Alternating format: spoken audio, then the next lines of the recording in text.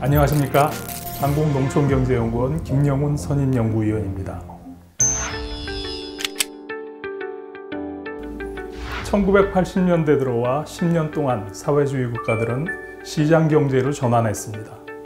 북한 경제는 고립돼 장기간에 걸쳐서 경제 침체를 겪었습니다. 이렇게 어려운 경제 환경을 극복하기 위해서는 당연히 경제적 해법을 모색해야 합니다. 그러나 북한은 핵능력 증강이라는 군사적 해법과 고립을 선택합니다. 여기에 대응해 국제사회는 2016년부터 경제 제재를 강화하게 되고 북한 경제는 더욱더 힘든 상황에 직면하게 됩니다. 설상가상 2020년에는 더 큰 사건이 벌어집니다. 코로나 감염병이 세계적으로 유행하게 됩니다. 코로나 유입을 막기 위해서 북한은 스스로 국경을 폐쇄하는 강수를 두었습니다. 2년이 더 지났지만 북중, 북러 국경은 아직도 교역과 통행이 자유롭지 못합니다. 봉쇄에 따라 북한 경제는 내부적으로 더 많은 문제가 발생하고 있을 것입니다. 가장 큰 문제는 주민의 생존에 필수적인 식량 문제입니다. 북한의 농업과 식량 생산에서 우리가 주목해야 할 문제는 북한이 지닌 잠재 생산 능력에 크게 못 미치는 저생산 구조가 장기적으로 지속되고 있다는 사실입니다. 이 현상은 최근 10년간 북한의 식량 수급 추이를 나타낸 자료를 통해 확인할 수 있습니다. 자료를 보면 2012년 이래 10년 동안 북한의 식량 생산은 전반적으로 감소하거나 정체해 있습니다. 더 큰 문제는 인구 증가에 따라 북한의 식량 부족이 점점 더 커지고 있다는 점입니다. 최근 10년을 볼 때 북한의 식량 수급 불균형은 매우 심각합니다. UN 식량농업기구가 추산한 소유량을 기준으로 하면 북한은 연간 110만 톤에서 150만 톤이 부족한 실정입니다. 이는 총 소유량의 20%가 넘는 양입니다. 일각에서는 북한의 식량 부족 규모가 다소 과대 추정되었다는 의견도 있습니다. 그러나 국제기구가 조사한 영양실태 조사 결과를 보면 최근의 영양 부족 현상이 2000년대 초에 비해서 더 악화된 것으로 나타났습니다. 이는 북한의 식량 사정이 더 나빠졌다는 사실을 정황적으로 뒷받침하고 있습니다.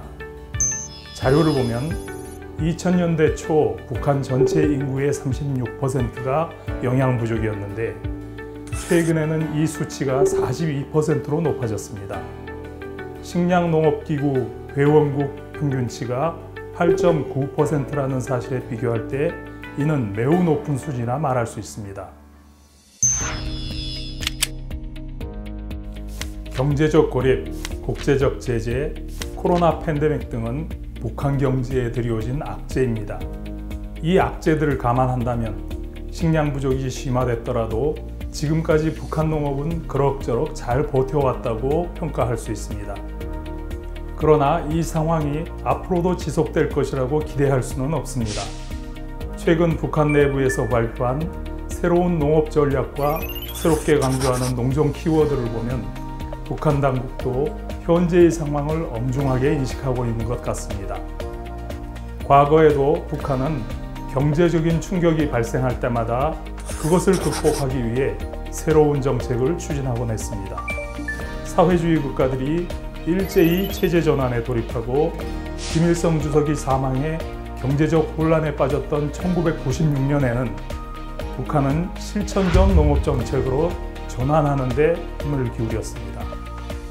김정은 집권 직후 2012년에도 경제정책에서 중요한 전환을 시도했습니다. 새 정권의 안정을 위해서 북한은 분위기 혁신이 필요했습니다. 그만큼 새 농업정책도 개혁을 추구하는 방향으로 바뀌었습니다. 그러나 그 성과는 나타나지 않았습니다. 앞에서 살펴본 바와 같이 2012년 이후 지금까지 연간 식량 생산량이 크게 늘어나지 않았다는 사실을 우리는 잘 알고 있습니다. 최근 들어서도 앞으로 예상되는 경제적 어려움에 대비해 북한은 종전과 차별화된 농업정책을 준비한 것으로 보입니다. 이에 해당하는 주요 정책 키워드가 지도자의 연설과 회의 문건에 자주 등장하고 있습니다. 이상기후에 대응하고 밀농사를 중점적으로 확대하며 새로운 번복이 단위를 창조하고 협동농장이진 대부 상환을 면제하는 것 등등이 최근 북한이 새롭게 강조하는 농정시책들입니다. 그러나 과거와 마찬가지로 이 정책들이 장기적으로 성과를 내기에는 여러 가지가 부족해 보입니다. 하나씩 자세하게 살펴볼까요? 이상기후 대응 정책 방안들은 주로 단기 대응으로 구성되어 있고 그나마 기초과학적인 준비와 장비가 부족해서 성과를 기대하기 어렵습니다. 밀농사 확대에는 이모작 확대가 뒤따라야 합니다. 그러나 비료와 기계 동력이 충분하지 않기 때문에 토양이 척박해지고 수확 후 손실이 더 늘어날 수 있습니다. 새로운 번복이 단위, 즉 시범 단위 창조는 국가가 몇몇 시범 농장에 특별히 투자를 하고 정책 목표를 이들 농장에서 먼저 달성해보자는 것입니다. 불가능한 일은 아닙니다. 그러나 현 상황에서 농업 전반을 바꾸기는 어렵습니다. 협동농장이 진 대부를 면제하는 조치는 획기적으로 보입니다만 실질적으로 큰 의미는 없습니다. 사회주의 집단농장이 국가에 진 부채는 장부상의 기록일 뿐 상환된 사례가 없습니다. 북한 농장의 부채도 예외가 아닙니다. 이들 문제 못지않게 주목해야 할 점이 또 있습니다. 새로운 농업정책의 이념적, 사상적 통제가 다시 등장했다는 사실입니다. 2021년 초 김정은 시정연설에서는 인민대중 중심의 사회주의 제도 본성에 배치되는 사소한 현상과 요소에 대해서도 절대로 허용하지 말아야 한다 라고 못받고 있습니다. 2021년 말 당 중앙위원회 전체회의에서도 사회주의 통제를 강화하기 위해 사상, 기술, 문화 등 농촌 3대 혁명을 관철시켰다라며 재다짐하고 있습니다. 자력갱생과 제2의 군안의 행군도 최근 유난히 자주 등장합니다. 집단적 통제나 집단적 인내로 엄혹한 경제환경을 헤쳐나게 하겠다는 북한 당국의 정책 의지는 충분히 이해합니다. 그러나 과거로 돌아가 다시 낡은 방식에 의지하겠다는 것은 문제를 근본적으로 해결하는 데 아무런 도움을 주지 못할 것입니다. 이용할 수 있는 수량 지표를 보면 북한이 국경을 폐쇄한 효과로 식량과 농자재 수입이 감소한 것으로 나타나고 있습니다.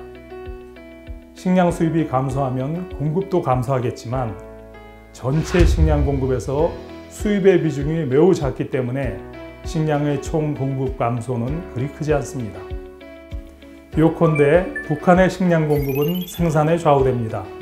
2020년에는 식량 생산이 전년에 비해 감소했는데 다행히도 2021년에는 식량 생산이 다시 증가해 전체 식량 공급량은 평년 수준을 유지하게 되었습니다.